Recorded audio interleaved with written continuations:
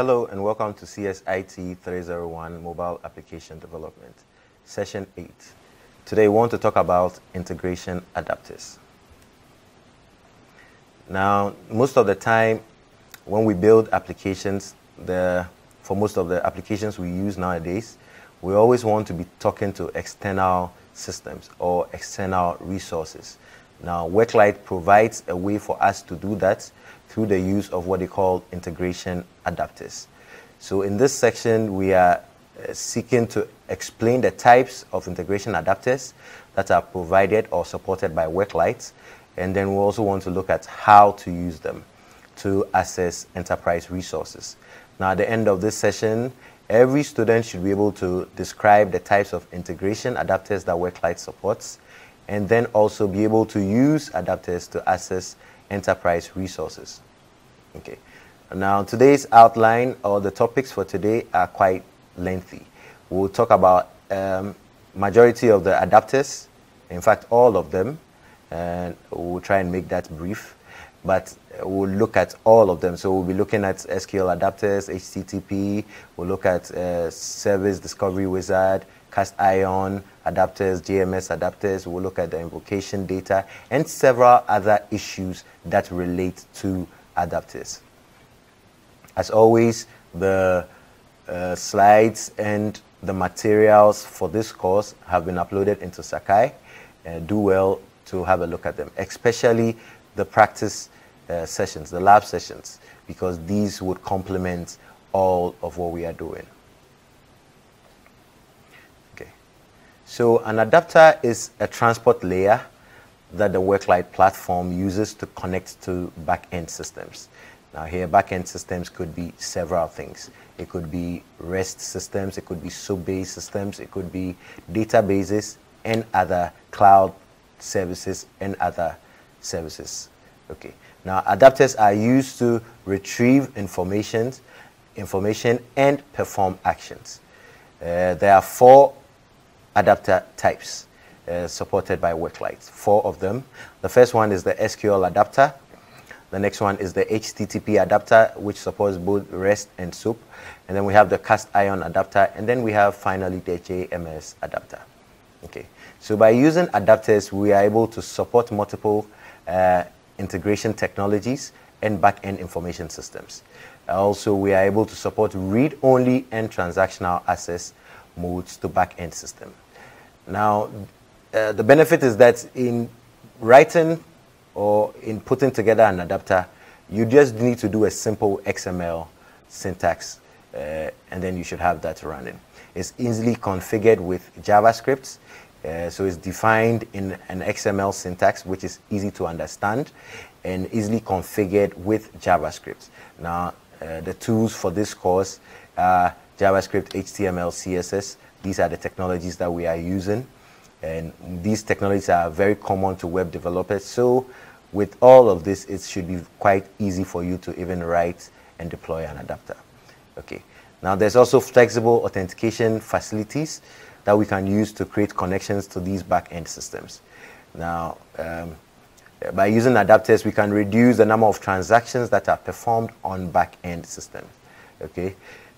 Here we'll be using the cache to store retrieved back-end data. So when a user wants to retrieve the same data over and over and over again, using the cache mechanism, we are able to store that same data. So we read once and are able to play it 1,000 times. Okay.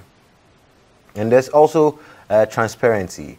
Data that is retrieved from the back-end applications is exposed in a uniform manner regardless of the adapter type. So we have the output of the adapter to the mobile application being in one particular manner or format, which is easy for you to process.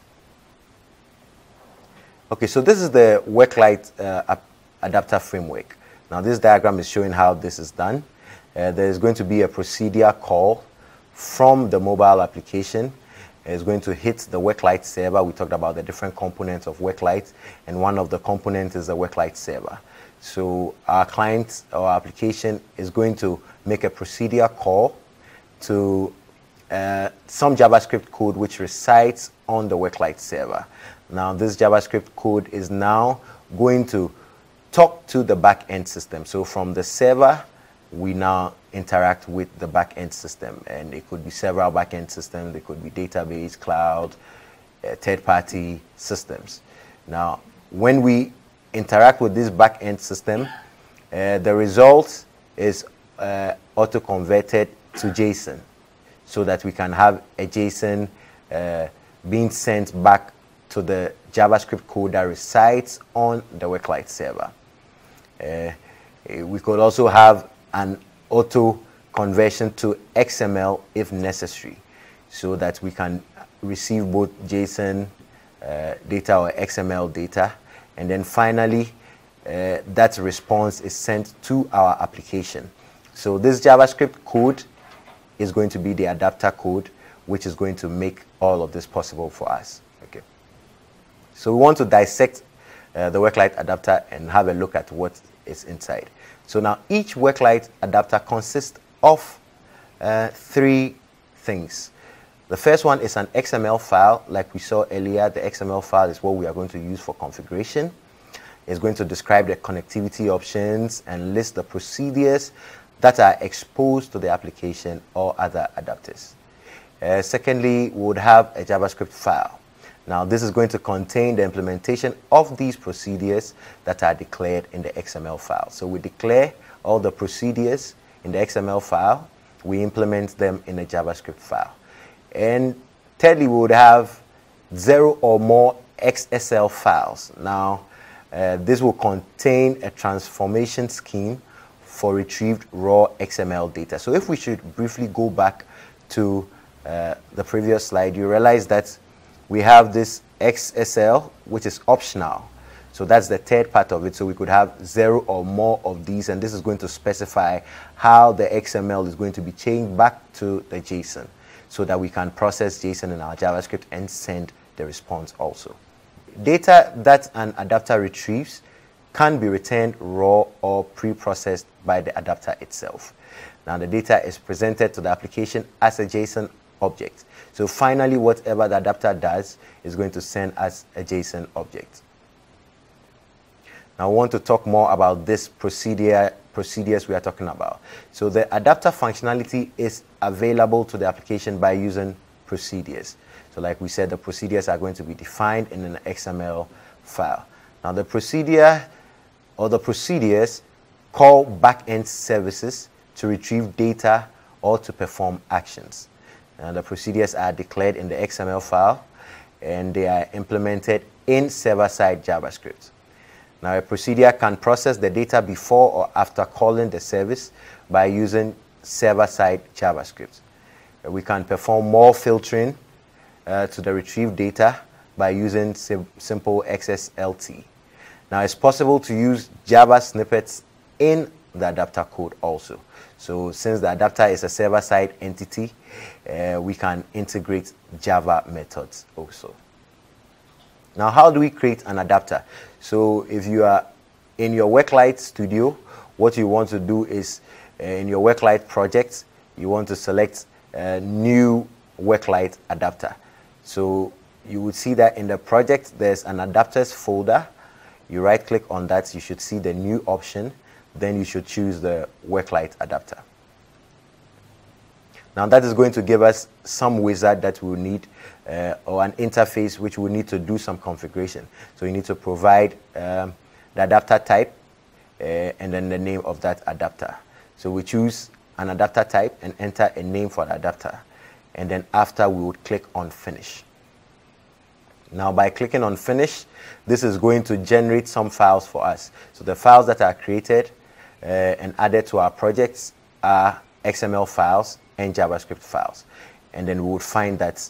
So this snapshot here has all of the different types of adapters created. So we have the cast iron, we have the HTTP, we have the JMS, we have the SAP, and we have the MySQL. So we have all of them created, and we can see that for all of them, mostly there are 2 files, the JS and then .xml.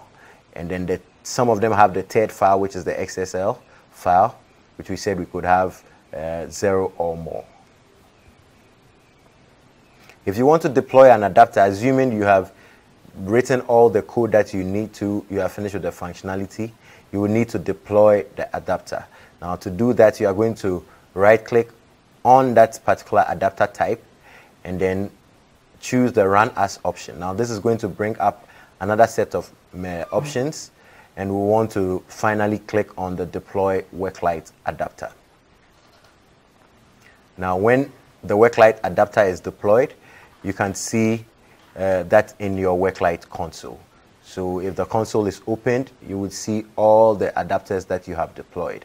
Now the information that is displayed here includes the deployment time, the connection, the procedures in that adapter. Okay. Now, when you build an adapter, you would most likely want to test it to ensure that it's performing as needed. Now, if you want to test an adapter, you want to perform a procedure test, what you need to do is select the Invoke Worklight procedure from the Run As menu. So right-click again on the particular adapter folder, choose the Run As, and then the third option, which is Invoke Worklight procedure, needs to be selected. So you select that also, and then finally it's going to give us a dialog. Now that dialog is going to bring all the procedures that have been declared in that adapter. It's going to bring them up. You select which one you want to actually test, and then you click on Run. So by clicking, selecting the procedure name and hitting on Run, you are now going to have that test show up. So then you'll be able to have a test of that particular procedure and check whether it's performing as required. Okay. Now I want to look at the structure of the XML. So the XML has a name, which is mandatory. You need to give that, you need to fill that attribute up. And also we have the display name. That is going to be the name that will be displayed in the Worklight console. This is optional. And then we have a description. That's additional information to be displayed in the Worklight console. So you need to put the WL adapter name, which is mandatory, is the name of the adapter. Then also we have the connectivity. So this defines the connection properties and loads the constraints of the backend system. So we can see some snippet of that. We have what would go into the XML. I can see the WL adapter, and then the name property is what is mandatory. You need to set that, and then we can have some procedure and connectivity, connection policies, and all of that. Okay. So the procedure declares a service for accessing a back-end application. So the several procedures that you would have would talk about the different functionalities of that adapter. Now, continuing with the structure of the adapter, we now want to look at the JavaScript portion. Now, each procedure declared in the adapter XML file must have a corresponding function in the .js file. So when you create an adapter, you have the XML file created, you have the JS file created. So whatever you declare as a procedure in the XML file, we need a corresponding implementation of that procedure in the JavaScript file. Now the procedure logic is defined in the JavaScript by using the WL server API. Okay, so here we are having in our XML file a procedure called procedure1, and in our JavaScript file we are having a function that is implementing that, and we are making use of the WL server API here. So we have WL server.invoke SQL statement, and here we are doing some SQL transaction. Okay.